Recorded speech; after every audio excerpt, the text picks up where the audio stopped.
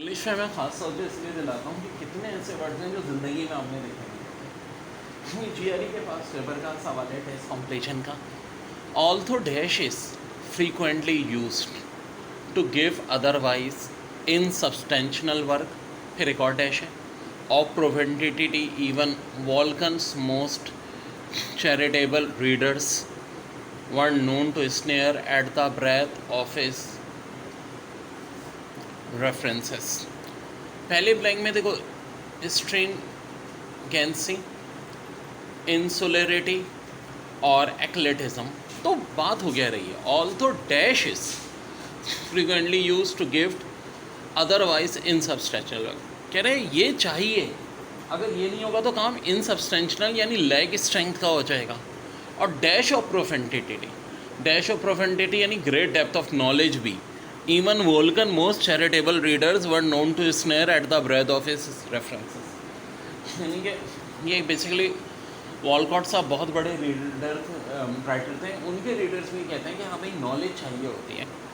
तो देखो यहाँ क्या वर्ड आए, क्या स्ट्रिंजेंसी जिसके मीनिंग स्ट्रिक्टनेस है, इंसुलटेंटी जिसके मीनिंग होते हैं नैरो या एक्लेटिज्म यानी बहुत ब्रेथ में, या drawing on wide variety of sources.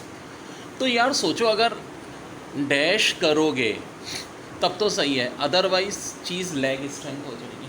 तो साफ बात है थिन तो नहीं हो सकता, इसका मतलब है ब्रॉड, बहुत ब्रेथ में यानी एक्लेटिज्म, ठीक है, यानी drawing on wide variety of sources. देखो दिमाग लगाना पड़ता है। डैश ऑफ प्रोफेंडिटी इवन, बहुत प्रोफेंडिटी का मतलब नॉलेज, तो an iota little bit of great knowledge, ये तो कोई तुकी नहीं बनती। आयोटा के मीनिंग लिटिल बिट होता है, मेडले मीन मिक्सचर, वेनेर के मीनिंग होते हैं बादशाह, ताश, किसी चीज़ की मैक्सिमम लिमिट। तो ऑफ कोर्स यहाँ पे प्रोफेंडिटी बहुत एक्स्ट्रा नॉलेज की बात हो रही है, तो कौन सा वर्ड यूज़ होगा, वेनियर, यानी सेकंड ब्लैंक में वेनियर, पहले ब्लैंक में eclecticism. While it would be lovely if he said were true, many of the shareholders are afraid he is the dash liar based on observation made during his long tenure at the company। अब option में libelous, inveterate, nullified, unverified, unforfeited। तो देखो क्या समझ में क्या आ रहा है, जीआरई का सवाल है। while it would be lovely if what he said he were true, इससे एक बात तो पता चल रही है कि ये बंदा कौन है, झूठा है। many of the shareholders are afraid he is a dash liar based on observations during his long tenure at the company। अब ये libelous का वर्ड भी था, inveterate भी था, nullified, unverified, verified। देखो nullified की मीनिंग तो invalid, unverified, unconfirmed, forfeited, lost as a result of crime, यानी सब तो ना। मगर एक वर्ड है जो बड़ा है में इनवेटरेट, जिसके मीनिंग होते हैं long established and unlikely to change, यानी जो पक्का झूठा है, जो कभी सुधर ही नहीं सकता। तो यहाँ कौन सा वर्ड सूटेबल है, इनवेटरेट। जी, बड़ा अच्छा sentence, having been chief accountant, यानी एक रीजनिंग से शुरू हो रहा है कि having been chief accountant for so many year, यानी बहुत सालों से चीफ अकाउंटेंट के ओहदे पे काम करने वाली शख्सियत कौन है जी, Mrs Wasif. Felt her self to be dash. अब कोई अगर बहुत सालों से किसी ओहदे पे काम कर रहा है, ठीक है, और वो भी बड़ी अहम चीफ अकाउंटेंट, तो वो क्या चाहता है, वो ये समझता है कि यार अब मुझे कोई इस जगह से हटा ही नहीं सकता, एक जो बाजार जहन में आ रही है। And was unwilling to dash the control, साफ दिख रहा होता है कि जी छोड़ना नहीं चाह रहा, of the department after the merger, ठीक है। अब क्या चीज़ है कि वर्डिंग को देखो, एक वर्ड तो है स्लाइटेड, इंसल्टेड। अब अगर वो बहुत अरसे से चीफ अकाउंटेंट है फॉर सो मैनी ईयर, वासिफ felt her self to be insulted, तो ये तो नहीं हो सकता भाई, इंसल्टेड तो नहीं होगी, और ट्रंकेट कट शॉर्ट भी नहीं हो सकता। जो दो वर्ड समझ में मुझे ज़्यादा आ रहे हैं, जो दोनों का साइनोनिम सेम होता है, ये ऑप्शन बी और ई की पहली एमसीक्यू। वैसे देखो दो एमसीक्यूज बड़े टेक्निकल होते हैं, दो ब्लैंक्स है ना, तो एक निस्बतन आसान होती है, एक मुश्किल होती है। अगर हम एक को भी सॉल्व कर लें तो दूसरी ऑटोमेटिक हो जाती है, बाज़ों का नहीं भी होती। देखो ऑप्शन बी भी मुझे लग रहा है और ई भी लग रहा है, क्योंकि बी के मीनिंग क्या है, ऑप्शन ए दिया है इररिप्लेसेबल, जिसके सेम मीनिंग होता है इंडिस्पेंसेबल। यानी कि क्या, having been chief accountant for so many year Mrs Wasif felt herself to be indispensable या इररिप्लेसेबल, कि मुझे कोई हटा नहीं सकता, and was unwilling to dash the control of the department after the merger. तो देखो अब दो बातें हो सकती हैं, ऑप्शन बी यही है, पहली एमसीक्यू से तो डिसाइड नहीं हो रहा, अगली से हो जाएगा, या तो एज्यूम होगा तो हम आंसर बी लिखेंगे, रिलिंग्विश। रिलिंग्विश किसको कहते हैं, कंट्रोल छोड़ने को, कंट्रोल छोड़ने को। तो यहाँ पर एज्यूम की बात तो नहीं हो जाएगी, was unwilling to assume control, of course क्या होगा, was unwilling to relinquish, relinquish यानी गिव अप करना, रिलिंग्विश कंट्रोल। तो करेक्ट आंसर इसका क्या हो जाएगा, ऑप्शन ई। इनसबऑर्डिनेट और रिटेन की भी कोई तुक नहीं थी, डिसिसिव, ज़ाहिर डिसिसिव तो धोखा उन्होंने खाया, हाँ कंटिन्यू हो सकता था, कंटिन्यू, मगर was unwilling to continue control, वो नहीं, ये भी नहीं हो सकता था। तो ऑब्वियस सी बात है, खाली कौन सा ऑप्शन करेक्ट होगा, ऑप्शन ई, ऑप्शन ई, क्योंकि भाई वो समझती हैं कि वो क्या है भाई, इंडिस्पेंसेबल यानी इररिप्लेसेबल, और वो रिलिंग्विश कंट्रोल छोड़ना नहीं चाह रही। तो बड़ा अच्छा सेंटेंस है, over once thriving high school nature club now dash the programmes have had to be cancelled due to lack of support. Over once thriving, thriving का मतलब है बड़ा हाई फाई जा रहा था, high school nature club now आज क्या हो चुका, बिल्कुल डैश हो चुके हैं, the programme have had to be cancelled due to lack of support. तो पहला ऑप्शन है डिफंक्ट, जिसके मीनिंग होते हैं no working longer, no working longer. Option B में extant, still in existing. Option C है रिसर्जेंट, जिसके मीनिंग होते हैं रिवाइविंग। ऑप्शन डी है बार्गनिंग, जिसके मीनिंग होते हैं ग्रोइंग। ऑप्शन ई है रेनोवेटेड यानी रीडेकोरेटेड। अब dare dare dare very very important, बहुत इंपॉर्टेंट है, आखिर क्या। तो डेयर बात ये हो रही है कि जो thriving high school nature club था, बड़ा कभी चलता था, आज क्या हो चुका है, बिल्कुल डैश, प्रोग्राम जो हैं सारे कैंसिल हो चुके हैं, सपोर्ट नहीं है। तो कुछ ऐसा लग रहा है कि पहले तो बड़ा अच्छा चल रहा था, लेकिन आज जो है ये बिल्कुल ख़त्म हो चुका है या बर्बाद हो चुका है या रहा ही नहीं है। तो ऑप्शन में एक ऑप्शन है डिफंक्ट, एक है एक्सटेंड। एक्सटेंड की मीनिंग तो होते हैं स्टिल इन एग्जिस्टिंग, नहीं भाई ऐसी कोई कहानी नहीं हो सकती। रिसर्जेंट, रिवाइविंग, ऐसी भी कोई कहानी नहीं हो सकती। बर्गनिंग, ग्रोइंग, होने से रहा। रेनोवेटेड, रीडेकोरेटेड कहाँ से करोगे। लेकिन ऑप्शन ए है डिफंक्ट, जिसके मीनिंग होते हैं नो वर्किंग लॉन्गर। तो इसका करेक्ट आंसर क्या होगा, डिफंक्ट यानी नो वर्किंग लॉन्गर। अब देखो सिंपल सा नो वर्किंग लॉन्गर नहीं दिया हुआ, उन्होंने वर्ड क्या दिया हुआ है, डिफंक्ट दिया हुआ है। तो ये तो अब आपको पता होना चाहिए कि डिफंक्ट के मीनिंग क्या होते हैं, नो वर्किंग लॉन्गर। बच्चों बहुत बहुत इंपॉर्टेंट बात, हिज वन वॉइस वॉज गलटनी। तो गलटनी के मीनिंग होते हैं ग्रीडी, लेकिन किस चीज़ का ग्रीडी, खाने का ग्रीडी। दावत में गए, सारी डिशें खा ली, 7 अप पिया, हजम हो गया, फिर अचानक कोक आ गया, फिर कोक पीने की कोशिश की, और 7 अप के बाद कोक पियोगे तो याद रखो लाजमी उल्टी होगी, ठीक है। तो क्या हुआ, तो इतना अल्लाह माफ़ करे खाने का पेटू जिसको कहते हैं ना। तो इस one vice was gluttony so that it is not surprising that as he aged he become increasingly dash. तो एक एक करके वर्ड्स के मीनिंग देखते हैं। ये बात तो है कि जैसे मतलब क्या सेंटेंस का, कि जैसा कि उसका खाने का बहुत शौक है उसे, तो एज गुजरने के साथ यकीनी है कि वो क्या हो जाएगा एक दिन। तो एक ऑप्शन है एमिसिएटेड, वेरी थिन, ऐसा तो नहीं हो सकता, चर्च थोड़ी भी रहा है, जैसे हो जाएगा, ठीक है। डिस्पोडेंट, नो होप, चलो ये पॉसिबिलिटी है, लेकिन इतनी एक्यूरेट मीनिंग नहीं आ रही। कार्बोलेंट, कंप्लेनिंग, कंप्लेन किस बात की होगी, दूसरे का खाना खा रहा है भाई। तो लिथे, फ्लेक्सिबल, लचक, तो जी। और एक वर्ड है कार्विंग, कार्विंग के मीनिंग होते हैं फैट। तो ऑफ कोर्स करेक्ट आंसर क्या होगा, कार्विंग। जैसे जैसे उम्र गुजरती जाएगी और खाने का शौक ऐसे ही रहेगा, तो एक वक्त आएगा क्या हो जाएगा, कार्विंग यानी कि। इंग्लिश का बड़ा ही अहम portion, his one vice was gluttony so that it is not surprising that as he aged he become increasingly dash.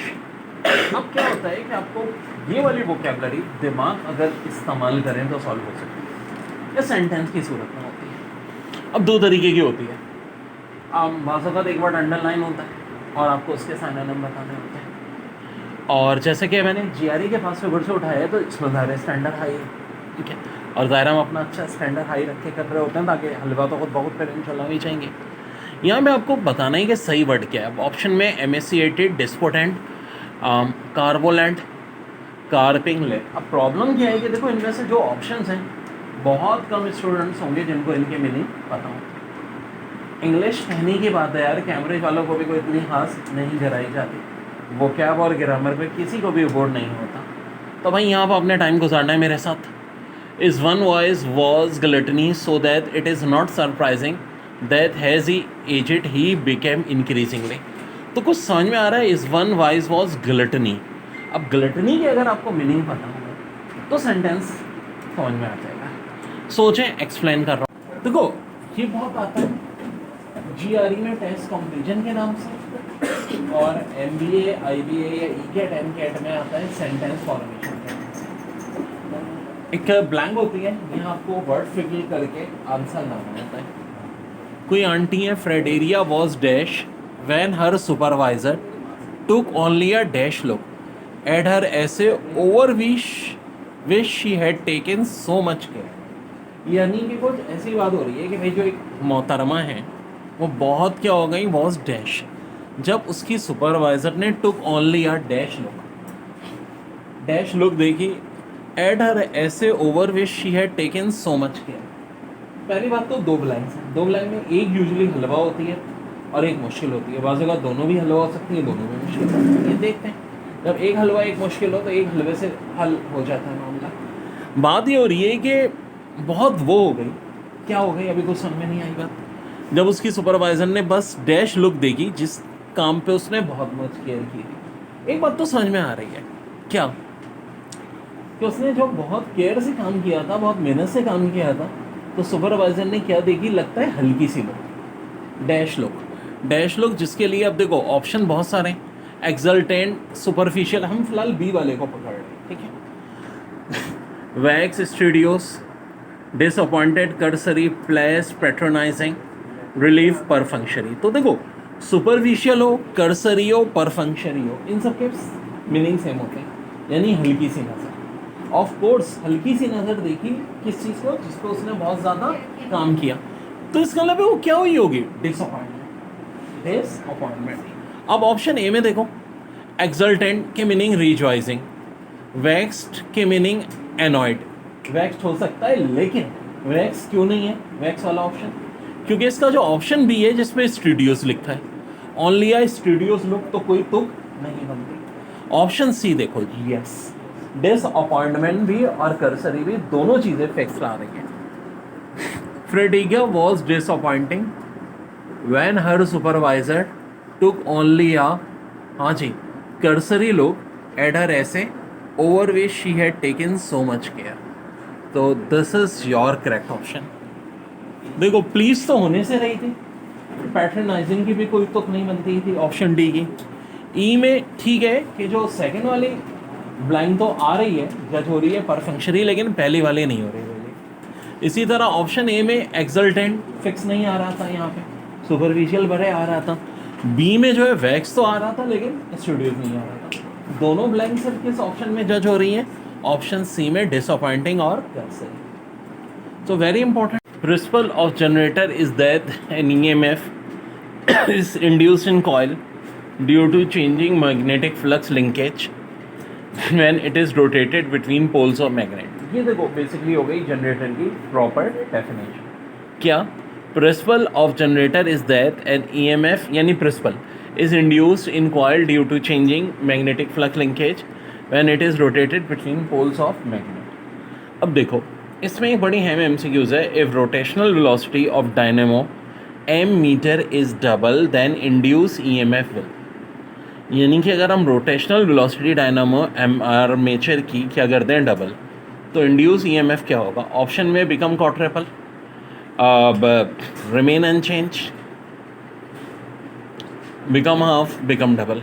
तो तो देखो rotational velocity omega is directly proportional है ईएमएफ को। ये बात ईएमएफ का जब मैंने फार्मूला दिखाया था, नंबर ऑफ टर्न भी डायरेक्टली प्रोपोर्शनल है, ओमेगा भी, एरिया भी, मैग्नेटिक फील्ड भी। कहीं कोई पावर है नहीं। तो सीधी सादी बात है कि भाई अगर आप क्या करोगे, रोटेशनल वेलोसिटी डबल करोगे तो क्या होगा, ईएमएफ भी क्या हो जाएगा, सिंपल डबल हो जाएगा। फार्मूले के हिसाब से देखो तो कोई पावर नहीं है, डायरेक्टली प्रोपोर्शनल है नंबर ऑफ टर्न्स के भी, ओमेगा के भी, एरिया के भी और मैग्नेटिक फील्ड के भी। तो अगर हम ओमेगा डबल कर रहे हैं तो ईएमएफ भी क्या हो जाएगा, डबल हो जाएगा। देखिए इस सेल में क्वेश्चन था, people from all over the world are send by their doctors to breathe the pure dash air in this mountain region. People from all over the world are sent by their doctors to breathe the pure dash comma के बाद air in this mountain region. अब एक चीज़ तो तय है कि पूरी दुनिया से लोग आ रहे हैं एक माउंटेन रीजन में, और वो भी उनके डॉक्टर्स भेज रहे हैं, तो इसका मतलब किसी न किसी पॉजिटिव चीज़ के लिए आ रहे होंगे। यानी कोई एयर के साथ जो वर्ड आएगा एयर से पहले वो कोई पॉजिटिव वर्ड आना चाहिए, कोई पॉजिटिव एडजेक्टिव। अब सर हम वर्ड देखते हैं ऑप्शन में, इनविगोरेशन, ठीक है, जिसके मीनिंग होते हैं energising, soporific sleep inducing, insalubrious unhealthy, debilitation weakening, aromatic pleasant smell. तो प्लेजेंट स्मेल के लिए खैर पूरी दुनिया से तो नहीं आएंगे, ऑफ कोर्स आ सकते हैं जिसमें एनर्जी उनको इन्वॉल्व हो, यानी बेस्ट ऑप्शन ए। अब ज़रा ध्यान से देखें, people from all over the world are send by their doctor to breathe the pure energising air in this mountain region. अब एनर्जाइजिंग का एक साइनोनिम क्या होता है, इनविगोरेशन। ज़ाहिर हम तो ऑप्शन में से देखेंगे, इनविगोरेशन मीन एनर्जाइजिंग। बाकी ऑप्शन क्यों नहीं हो सकते थे, सोपोरिलिया के meaning slip inducing, insalubrious unhealthy, debilitation weakening, aromario pleasant। मतलब देखिए करेक्ट आंसर तो है, इसमें जो रॉन्ग ऑप्शंस हैं इन सब के मीनिंग भी आपको पता होने चाहिए अगर हमें अपनी वोकैब इंक्रीज करनी है, तो ये भी नोट